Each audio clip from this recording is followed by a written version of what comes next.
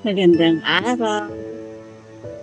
Ang ating pong topic ngayon ay ang Lord of Pardon. Ang Diyos na let us bow our heads for our Lord of Pardon.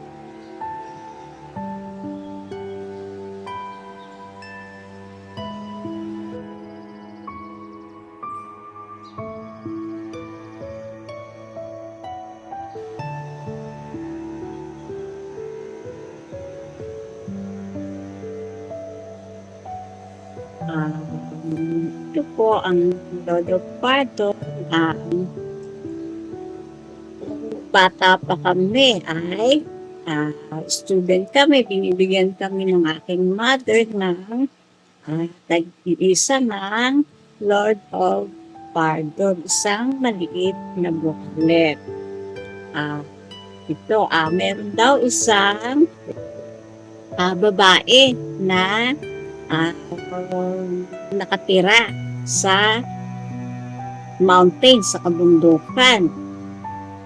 At siya ay namumuhay ng exemplary life. Isang napakabanal na babae at nag-wish siya na malaman kung ilan ang sugat sa sacred body ng ating Panginoong Jesus. At nag-request siya with devotion na i-reveal sa kanya ang kung ilan ang sacred wounds ng ating Panginoon.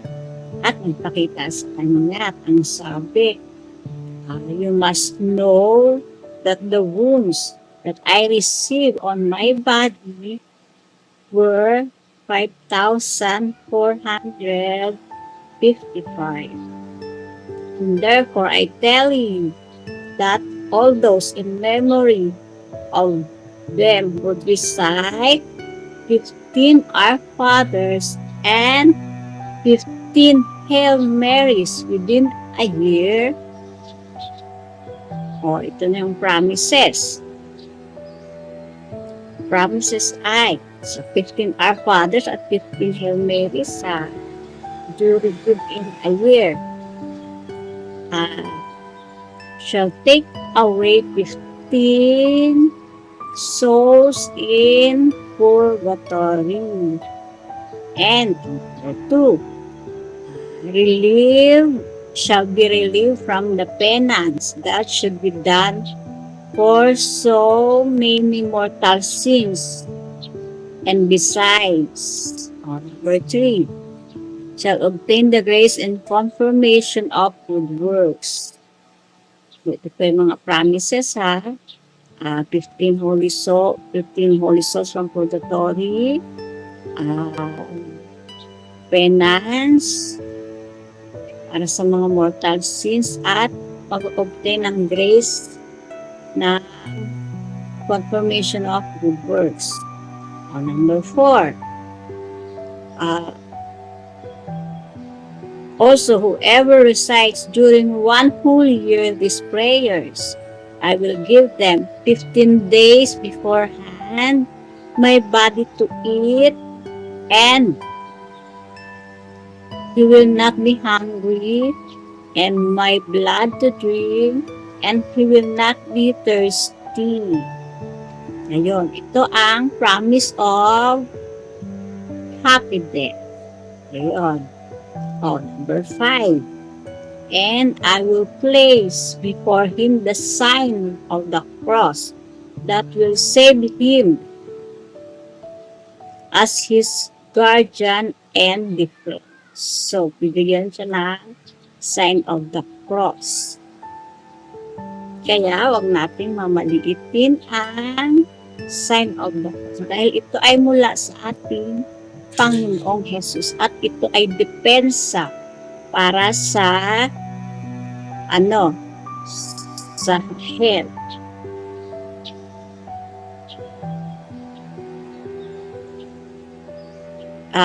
Number 6. And I, and with my most holy mother, shall attend to him at the hour of his death.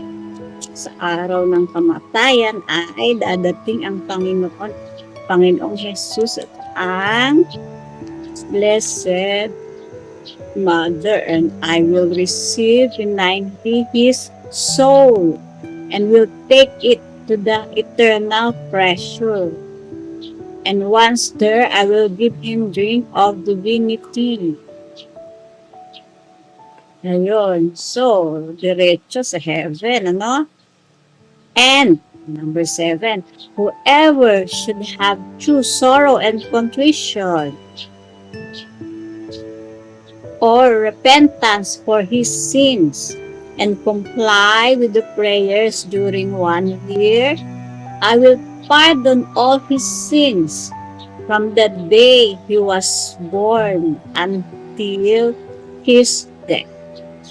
And I will save him from the power of the demons and from his temptations. And if he is wicked, he will become good, and continually I will save his soul from the fires of hell. Ayun. Ito ang isa sa mga devotions para sa to avoid hell. At alam naman natin, mahilig tayo sa shortcut. Hindi ba? So, ang devotion sa Lord of Pardon ay isang heavenly na nakakapag-avoid sa fires of hell. Number 8. And that whatever he would ask from my mother, and I will grant and give him the life that will entitle him to live in my kingdom and inhabit with me eternally. So, yun. Kaya, di ba, yung iba minamaliit ang lesson nito. Sino ba? Sino ba ang tunay na nagmahal at ang unang nagmahal sa blessed? Hindi ba ang Panginoong Jesus? Through sa Blessed Mother, tulad doon sa Miracle sa Cana, di ba? Na ang prayers ng Blessed Mother ay hindi mapahihindian ng ating Panginoong Jesus. O kahit kayo, di ba, yung mga mothers niyo, pag may hiniling sa inyo, hindi ba, hanggat kakayanin, kung maibibigay, ay ibibigay ninyo, di ba? Lalo pa ang ating Panginoong Jesus. Number 9. Whoever takes with him this prayer and give it to somebody to read or will show it to any person will obtain in this life pleasure and reward. So itong prayers na ito, hindi po may bibili tayong Lord of Pardon. Pwede tayong bumili nun, ipa-bless at ipamigay. Or pwede rin i-share ang video na ito. Depende po sa inyo, sa inyong kalooban. Ayun. Number 9. Ito ulit Whoever takes with him this prayer and gives it to somebody to read or will show it to any person will obtain in their life pleasure and reward. Whoever he may be, this prayer will keep him in peace and intact in the same manner that I kept the heavy waves of the sea. Any person, be it a man or a woman, who would have this prayer shall not die suddenly and shall not be persecuted.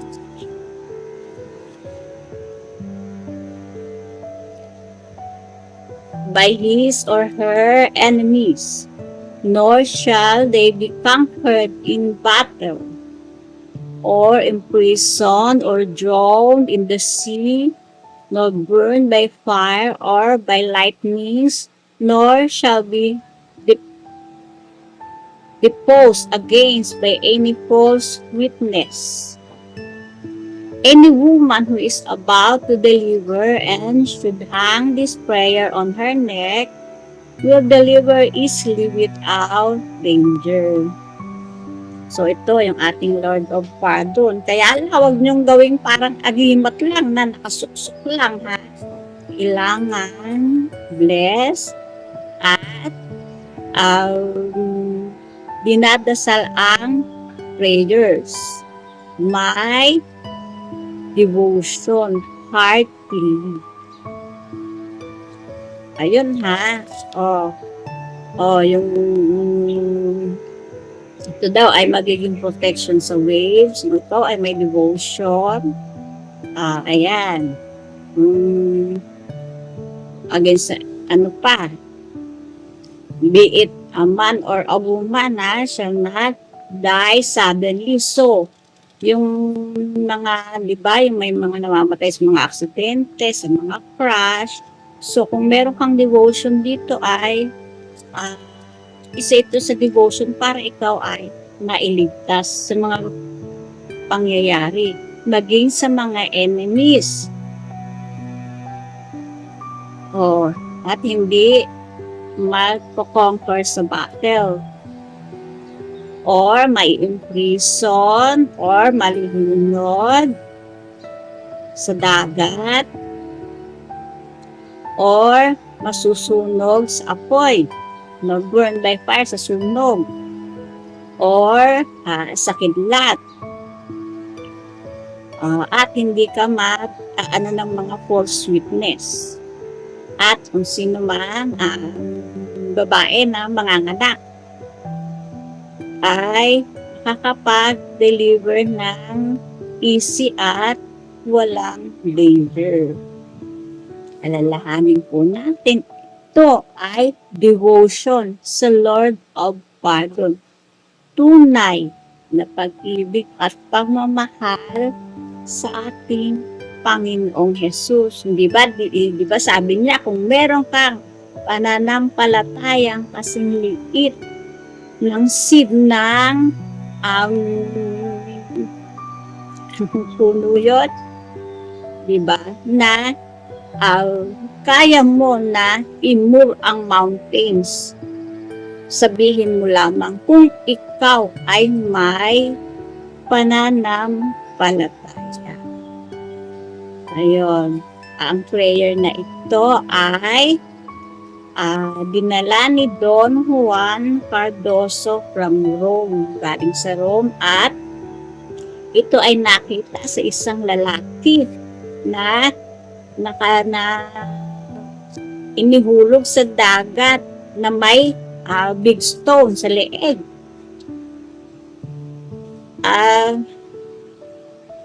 Pero nakita siyang lumulutang.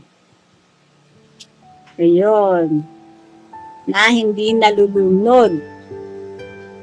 At nung ma-rescue siya, ay nakita nila ang prayers na sa kanyang possession.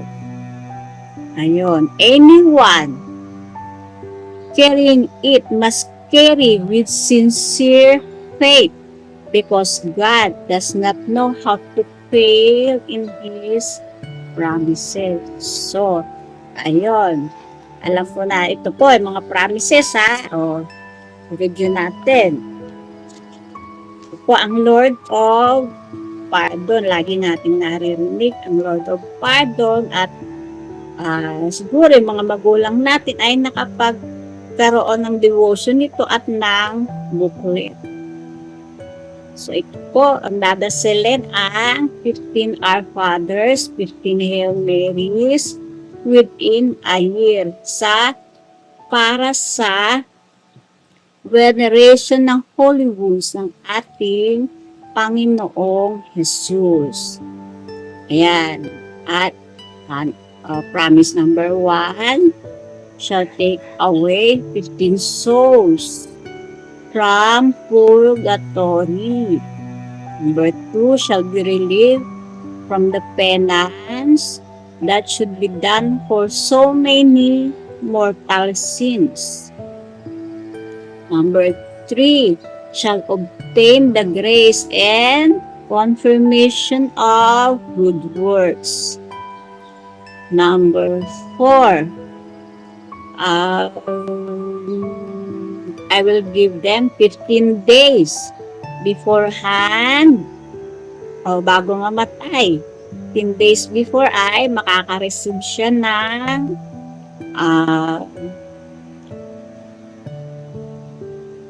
Holy Eucharist at precious blood. Yun.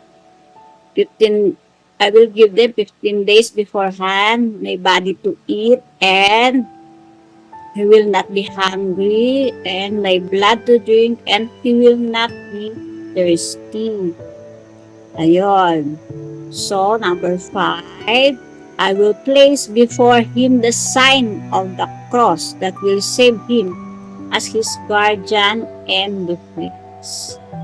So, meron bibigyan siya ng sign of the cross.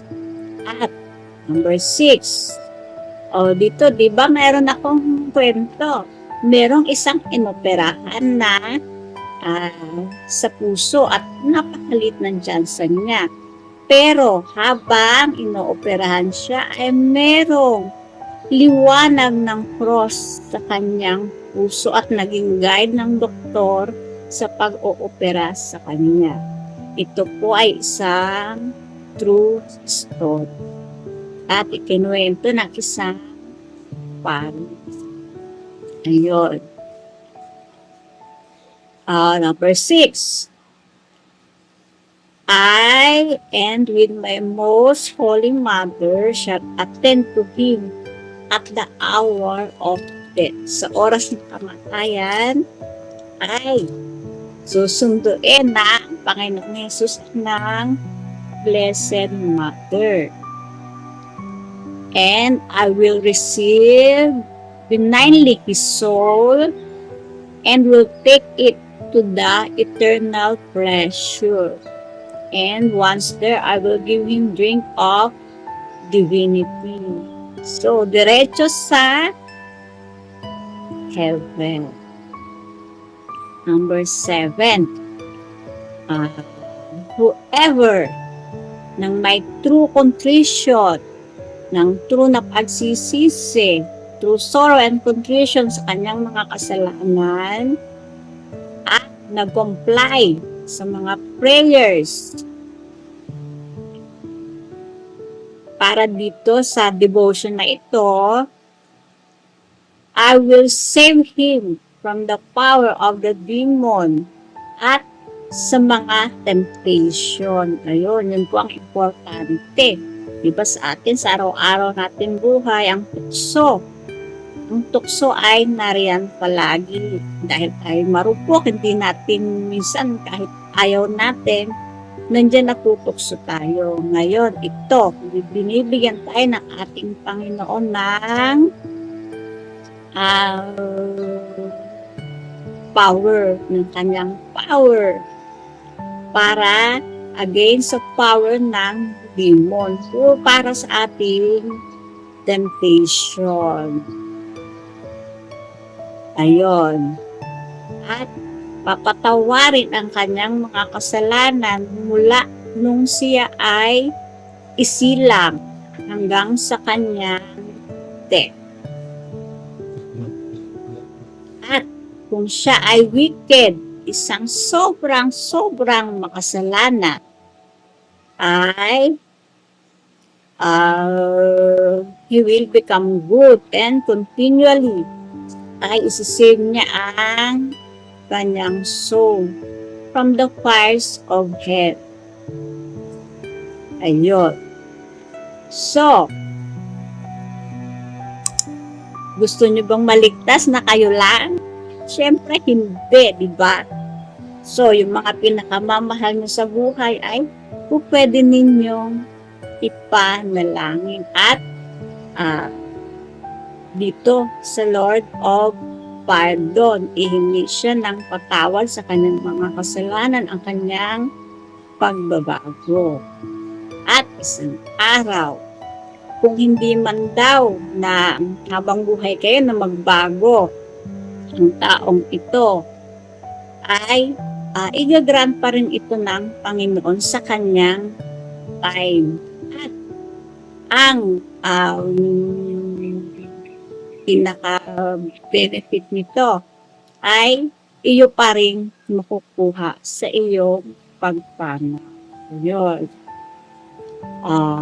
Number 8, whatever he would ask from my mother, I will grant and give him the light that will entitle him to live in my kingdom and inhabit with me eternally. So kung ano man ang hilingin ay ibibigay.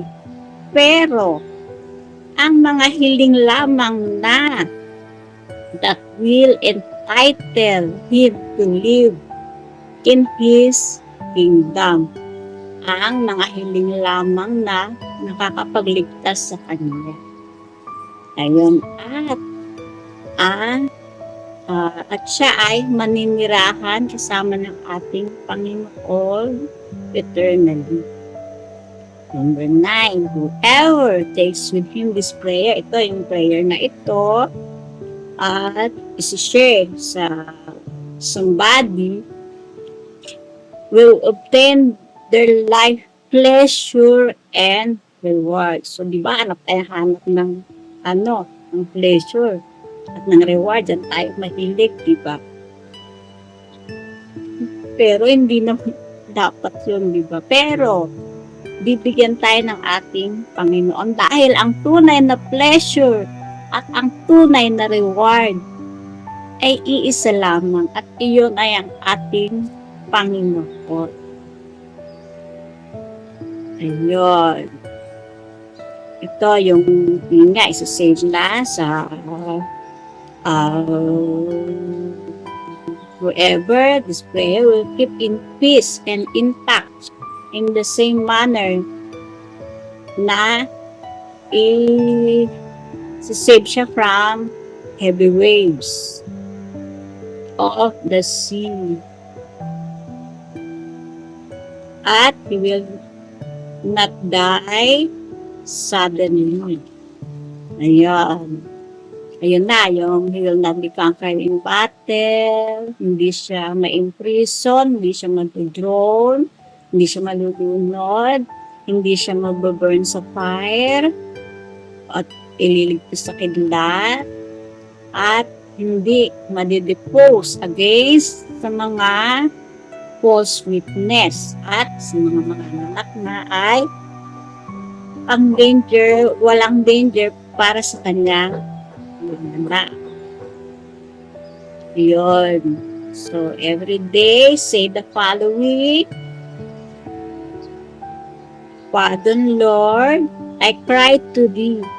Pardon me all of my offenses. Pardon, Lord, grant me. Blessed be forever the sacred passion and death of my Lord and Redeemer, Jesus Christ, our Lord. Amen. At ito naman ang prayer para sa ating Lord of Pardon. In the name of the Father, and of the Son, and of the Holy Spirit. Amen. My Lord Jesus Christ,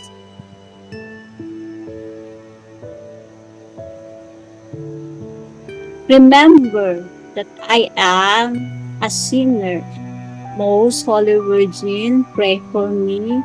You shall always be praised and blessed. Pray for this sinner to your beloved Son, precious beauty of angels, the prophets and patriarchs, crown of the martyrs, apostles, and confessors, glory of the seraphs, crown of the virgins. Save me from the most fearful figure of the demon, when my soul departs from my body. O most holy fount of piety and beauty of Jesus Christ, joy of the heaven, consolation of the clergy, remedy in our works. With you, Virgin most prudent, the angels are happy. Recommend my soul and the soul of all devout Christians. Pray for us to your blessed Son, and take us to the eternal paradise where you reign and live forever. And there will venerate you eternally. Amen. Sovereign Virgin Mary, Mother of the living God, because you have delivered him, pray for all of us sinners, so that he may pardon us, save us from the wicked enemy that is fighting us, and grant us eternal glory. Blessed be forever the sacred passion and death of our Lord Jesus Christ. Amen. In the name of the Father, and of the Son, and of the Holy Spirit. Amen. Marami pong salamat. God bless.